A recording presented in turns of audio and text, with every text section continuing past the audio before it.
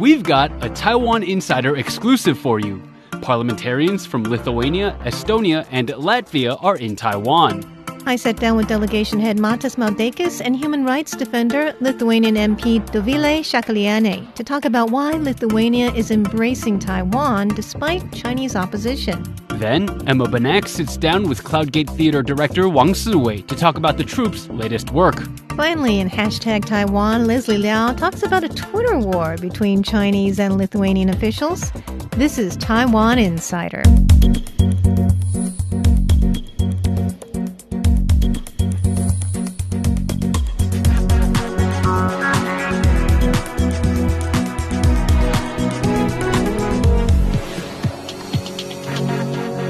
I'm here on the sidelines of the Open Parliament Forum, which just opened in Taipei, and I'm here with Matas Maldeikis, who is the head of the 10-member Baltic parliamentary delegation that is visiting Taiwan. He is also the chair of the Parliamentary Group for Relations with Taiwan in the Lithuanian Parliament. Matas, welcome to Taiwan. It's so great to have you here. Thank you very much. It's really appreciated, and I feel honored to be here. Thank you very much. Well, your country just welcomed a Taiwanese representative office to your capital, and China has been giving you a hard time about that. What do you think of their downgrading their embassy in your capital? We calculated all the possible steps, and we don't have such a big trade, like that Chinese thinks that they have influence on us in a sense. And we calculated our steps. We understand that it's in our national interest to do that, to keep up with Taiwan, help Taiwan in any sense possible, because it's a democratic society, and we have to help democracies around the world. Well, what if Beijing severed ties with Lithuania? How would you react to that? Well, our ties with mainland China is not as big as it might looking from here. We didn't sell our Port Klaipėda to them, and after that we don't have much economical relationship. China invested in Lithuania only about 3 million euros. It's nothing. We invested in mainland China 5 times more.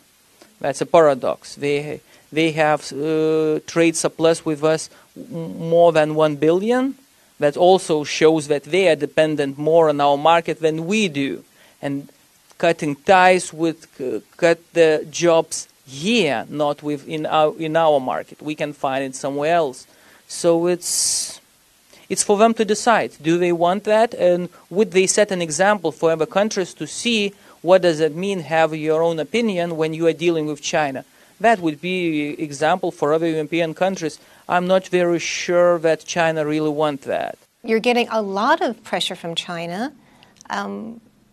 Why is it that you're willing to take on China? I know that you have a history of taking on authoritarian regimes. You were the first country to declare independence from the USSR in 1991. Yeah. So why is it that you're willing to take on this pressure from China and the losses that you have from China, the economic losses at this time? National security of Taiwan, this is a paradox of our lives now, is the national security of Lithuania.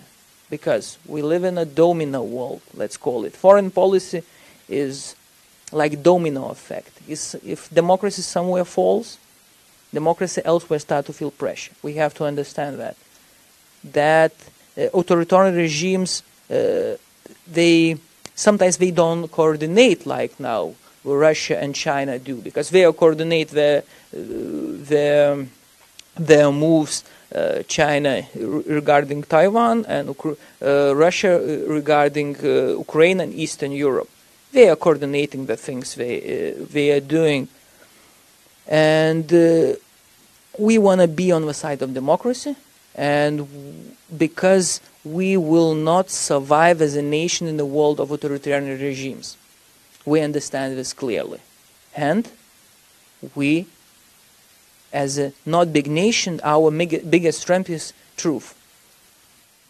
Our biggest weapon is truth. Truth is always the biggest weapon, but in this sense it's very big, because if you have a will and possibility to tell as it is, you can go far away. You are vaccinating You know, in a sense, you are vaccinating mind, you are vaccinating other nations will have to deal with you, straight with you. This is what we want. What was the best part of your trip here? The most interesting part, and also the big responsibility, you know, when I talk to people, I'm really astonished. I have to admit it.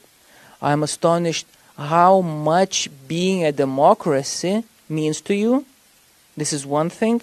And second one, that you like, that it's important for you to be understood in the world. It's interesting, fascinating, and it's like looks like it's where the history is being made. So it's interesting. By the way, I forgot to mention it. What also helped me to understand Taiwan in a sense, one of my relative, my mother, studied here. Really? Yeah, she lived here for some time. Oh, wow. She lived in one of the universities.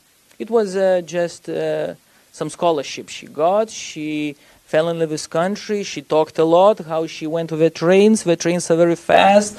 People, tea, it's all those like little details. And I was, interesting. And when I got to the politics, I just, you know, and there was a possibility, a lot of people wanted that. For you to understand, a lot of people wanted to be the leader of Taiwanese group, understanding the big shift. Not very much people want to be a leader of group of China, I have to admit. And my group relationship is one of the biggest.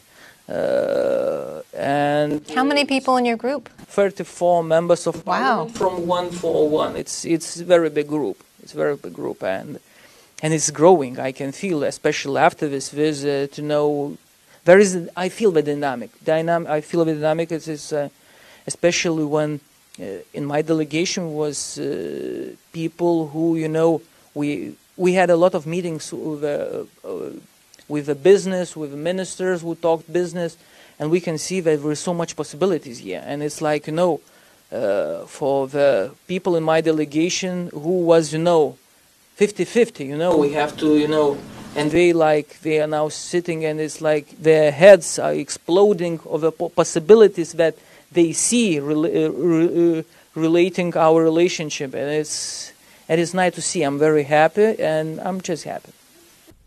I also had the pleasure of speaking with Lithuanian Member of Parliament Dovilė Šakalienė. She is on Beijing's official sanction list because of her stance for human rights. She tells me why Lithuania was willing to welcome a Taiwanese representative office despite sanctions from Beijing. Our foreign policy is not aimed at creating conflicts or backlashes. We are just consistently and calmly going always the same direction. That is, supporting democracies and withstanding authoritarian regimes, withstanding pressure of repressions.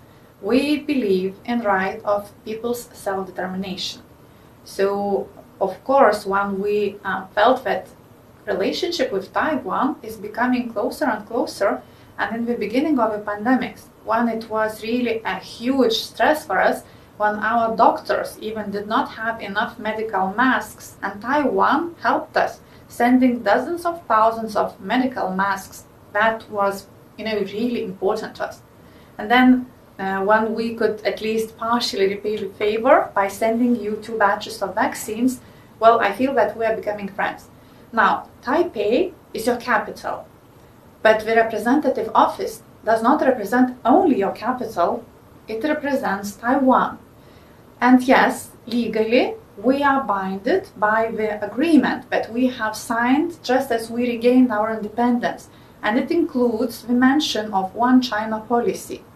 So we believe that you are the ones to make your decisions regarding your relations with China. However, there is an embassy of People's Republic of China in Lithuania, and here is representative office of Taiwanese people. So why call it in the name of the capital? Why not call it of the Taiwanese people? It does not violate any legal agreements.